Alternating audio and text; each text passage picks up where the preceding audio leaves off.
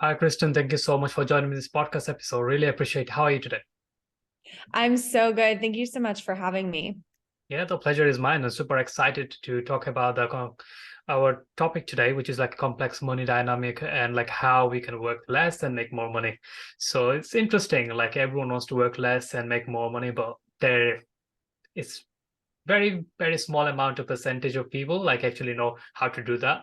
Otherwise, like everyone hustling. So before we do that, I'd love to know more about yourself, how your journey, how you into like a money game and like helping other people in the coaching world.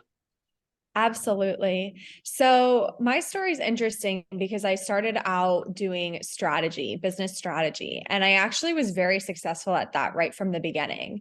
So, I quit my corporate job, went headfirst into entrepreneurship, helping people with their social media strategy. And within about 90 days, I was already making $10,000 per month and seeing some substantial success in my Mm. business. But then when the pandemic hit in 2020, it's like it activated all of this trauma that I didn't know was inside of me. And it made me realize that there was more going on in my business and in my money than I had previously understood. I Right. started to notice that no matter how hard and how many hours I worked, it actually did not translate to more money being made in the business. And after a while, I even noticed that I was making less money in the business the harder I worked.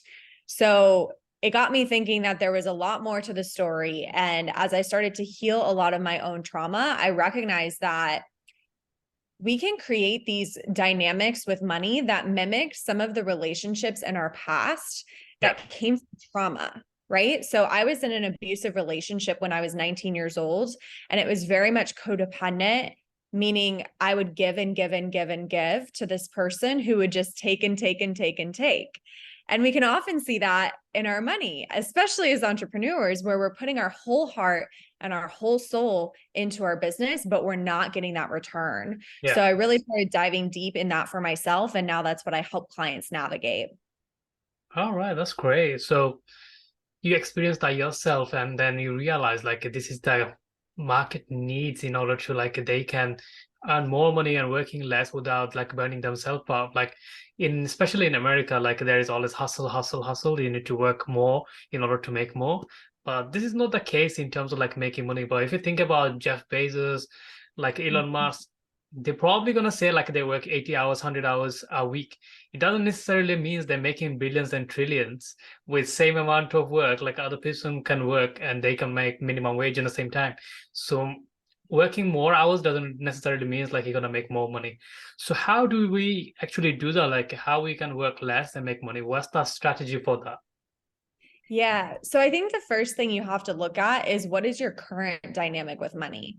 So some of us are in the over giving and under receiving dynamic where we're putting so much effort in and not getting that return.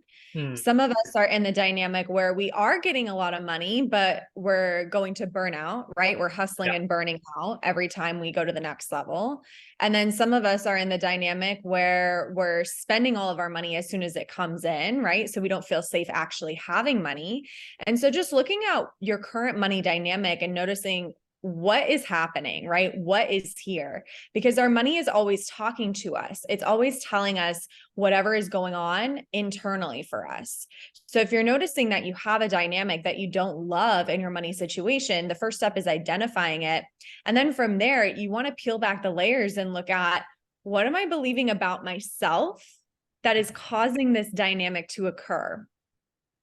And for a lot of us, that's going to bring up things like self-worth issues, um, situations in our childhood where maybe we were abandoned or we were harmed in some way. I had a lot of stuff come up for me with bullying, right? And like this fear of exile. And so I was afraid to allow larger groups of clients come into my programs because of that trauma. And so you want to look at the layers and see what's there. And then from there, we have to separate ourselves from the toxic money dynamic, whatever it might be. And then we're able to establish a new relationship with money that is coming from pure unconditional love and service. Yeah, that's interesting. And after changing the mindset and everything like for ourselves, like obviously then we need to put something in work in place. Of Not course. everyone's business or like their side hustle, whatever they're actually doing. It's not a way like they can create like working less and they make money. So what kind of strategy they can use and implement on their business, or the strategy they can put through so they can step away from the business and the business can run themselves and make me more money and without like David hustling on that. Yeah, absolutely. So you definitely want to make sure the structures of your business are solid and Yeah. functional. Right? So we need a customer journey. And it sounds so basic, but I think that's something that even with successful entrepreneurs who have already reached the six-figure mark, it's really easy to forget about the basic structures that actually keep the business running. So Hmm. things like brand awareness and consistently getting your name out there, doing things like podcast interviews, posting on searchable platforms like with blogging and Pinterest, getting on YouTube, getting on TikTok, getting on platforms where you can be seen by new audiences, and also doing strategic collaborations and networking. That should be done by every business owner at every stage of your business journey, unless you already have a team doing that for you, right? Yeah. So that's like super basic, something to implement right away, because if you don't consistently have new people coming in, then you are going to hit a cap, you're going to hit a plateau. And then the next piece of your customer journey is making sure that you're building that trust. So the online space is a little more crowded than it was, 2 years ago, definitely 5 years ago, and definitely 10 years ago. So how are you building a world-class experience for your customers, for your clients, for your audience that is different from everyone else out there? So with this, we can have a lot of confidence issues come up. And I know for myself, I experienced that, where we can see ourselves as less than the leader we want to be. And Hmm. so we don't truly own our magic. And so do the practical things, but also recognize, develop that confidence when within yourself and within your product and whatever it is you're selling, that it truly is necessary for people, that it's world altering, it's life changing, it's something that people need, want, and desire, and it deserves the attention and recognition of you selling it with confidence, right? So Yeah. those are two pieces that I would for sure look at. And then the third strategic piece is your retention and referral network. So is your product truly that good, and can you keep making it better? If you have these three things in place, brand awareness, the building of the trust within your community, and actually having the confidence to sell your product, as well as the retention and the referral network, that will start to build that sustainability and consistency in your income. And then from there, you can look at the money dynamics to be able to expand your capacity to receive. Yeah. Because a lot of times we'll have these things in place. And I see this a lot with entrepreneurs. They have the strategy and the structures in place, but then they have the toxic money dynamic. So it's like those structures aren't actually doing anything. The money actually isn't flowing into those places. So that's where we can get into more of the energetics. Yeah, interesting. So after them three strategies they can implement, then obviously there is a lot of things going to change. And I like to add another thing as well, like you can trust your team as well. So while you building a business, like having a someone team or like organization, like someone in after you, they can run your business completely. So that gives it like plenty of freedom. And obviously the business, the marketing, the operation, everything will be one person like who can handle it. So after you could be a manager or director, operation manager, whatever you want to call it.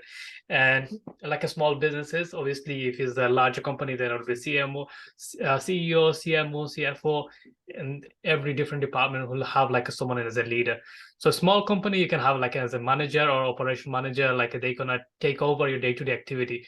And instead of you being for 9 to 5 or 9 to 11, they can take over whole thing, and you can be like a thinking about your business, growing on the business. So instead of working in the business, you can work on the business, like how you can grow and take it to the next level. And what do you think about that? Oh, absolutely. Delegation is so important. And I think something that I would encourage people to do is delegate before you feel technically ready, Hmm. and like start practicing even handing off small day-to-day tasks to a virtual assistant that maybe they're only working a couple hours per week, but it just gets you in the practice of letting go of tasks that are not actually driving profit, right? Because as the business owner, and even when you're a small business owner, you want to be spending your time on the things that actually lead to more profitability. And uploading Zoom videos to your client portal, for example, is not gonna actually move the needle in that direction. And that's something too, when we think about working less and making more, what are the activities that actually lead to money? What are the things that only you can do that lead to more people wanting to work with you? And are you putting yourself out there and doing those things? Or are you kind of getting stuck, which I see this a lot with clients? They're working on their business, but they're in the behind the scenes stuff so much so that they're not actually getting out there and sharing their work. So they might be updating their website like all day long, or they might be creating this beautiful email sequence, but then they're not driving the traffic to that email sequence. So they're kind of getting stuck in the procrastination or the analysis paralysis of perfecting the back end of their business, when really they need to get out there and share their work and share their message so that more people know about what they're doing. Mm.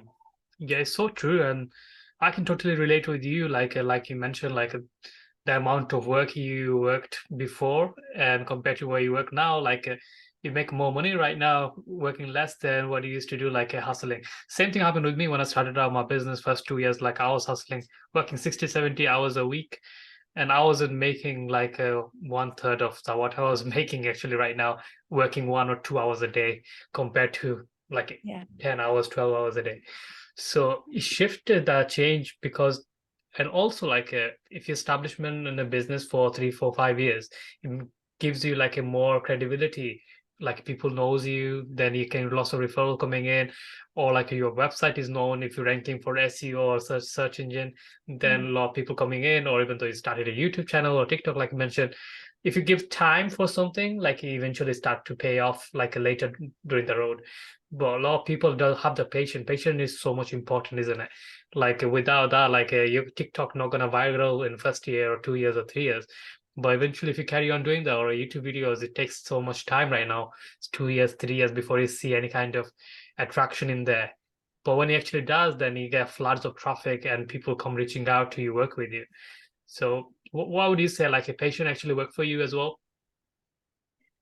I think patience is important when you think about like the long-term Yeah. growth of your business. Like you need to have that consistency, as you mentioned, on whatever platforms you're on. You need to be doing the consistent business building tasks.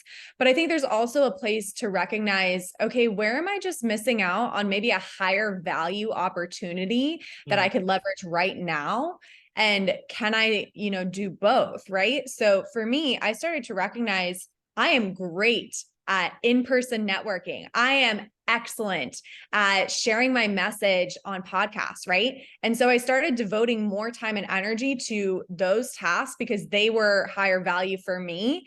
And, I started passing off things that are more the long-term, hold steady, be patient type of Yeah. tasks to my team, right? So, I think there's room and a necessary argument for both, because also I think we can get stuck in the patience game and miss out on opportunities to skyrocket our business a lot faster with something that is maybe more suited to our gifts, like the in-person networking or the podcast interviewing.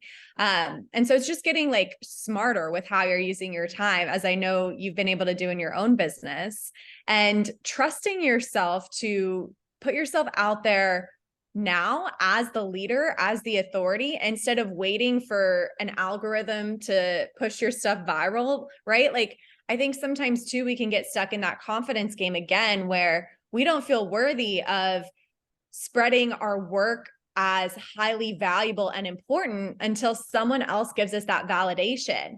But we have to decide for ourselves that our work is important and must be seen and heard by other people and bought by other people before anyone is really going to give us that validation. Yeah. Yeah, that's so true. And so what would be like your advice, like someone wants to start their own business, what kind of business you advise them to start creating? Like not all business is easier to like work less and like you can make more money at the beginning, of course. Probably Right. later when you're running it for 3 to 5 years, when the business is successful, you can hire a team and they can take over. But what type of businesses right now? Like there's an internet right now and a lot of kind of businesses, you know, and I know. And what would be your advice? They can start working less and make money. Probably they have a day job or they have to take care of their family, and they probably have like a very minimal time, but they want to make some money as well. Yeah, so it really depends on what your deeper purpose is, because any business model will work for you. The question is, are you willing to stay dedicated to that business through thick and thin? Because business is Mhm. not always easy, right? And so for me, when I had my original business, which was more business strategy and less of the money energetic stuff, I was burning out all the time and feeling really unfulfilled because it wasn't actually what I'm on earth to do, right? It wasn't truly aligned with my purpose. When you're aligned with your purpose, no matter how much you work, it's going to fulfill you, right? So if you work 1 hour per day, that 1 hour per day is going to light you up. But if it's a business that you don't even care about, you're never going to get to the place where you can hire that team and hand off those tasks and let it run smoothly, because a lot of heavy lifting happens in the beginning of a business, right? Yeah. A lot of that dedication in the beginning is required to get it to the place where you can work less and make more. But from a more practical standpoint, you want to be looking for a business model that has a one to many model, right? So whether you're an educator or a coach like I am, you want to make sure you have something in your product suite that can be purchased and utilized by thousands, tens of thousands, hundreds of thousands of people without you having to show up necessarily for each individual person, right? So you want that one to many model. Also, if you're a product-based business, same thing. You want to be able to sell something that can be mass produced. That way you're not constantly recreating the wheel for each individual customer. And Mm. then I think it's also really smart for both your business model and your nervous system to set up some sort of recurring revenue stream.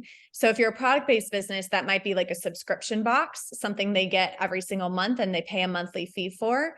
Or if you're a service-based business like me, something like a monthly membership, where again, it's a one-to-many model. I'm showing up and creating one video, but it can be distributed to thousands of customers without any extra effort on my end. And then they're paying monthly for that service. So I have more of that income stability and predictability in my business. Yeah, that's a great way to look at it as well. Subscription model, it gives you like how much money you're gonna make next month. You get the kind of thing, and it just covers all of your payroll and everything. And whatever product you're selling, that's the top of the bonus, isn't it? Like that kind of profit you can call. So Yeah. that's a great way to look at. So Kristen, it's pleasure having you on the show. We are coming to the end of this podcast. So those who's listening, if anyone wants to learn more about yourself or your business, what's the best place to find you? Yeah, so my website is kristencipriano.com. I'm kristen.cipriano on Instagram as well as TikTok. And then I also have a free meditation for your audience. So if someone is in the position where they're wanting to work less and make more, and right now they're in a state of hustle and burnout, one of the first shifts that you're going to want to feel into and experience is, what is the identity of the version of me who works less and makes more? And so I have this future self meditation, futureselfmeditation.com. It's free and it comes with journal prompts as well as the meditation to help guide you into that state of who you will be when you're working less and making more, so that you can collect that inspiration of what your next action steps should be in your business. Yeah, thank you so much for that. So, yeah, thanks for your coming today in the show. I wish you best of luck with your business and your career. And thanks for coming today. Thank you so much. You're most welcome. That's a wrap, guys. Thank you so much for listening to this podcast episode. I hope you got some value from it and enjoyed our conversation. So, those who want to learn more about Kristen, go visit her website or you can reach out on our social media platforms. So, until then, I'll talk to you in the next episode. Take care.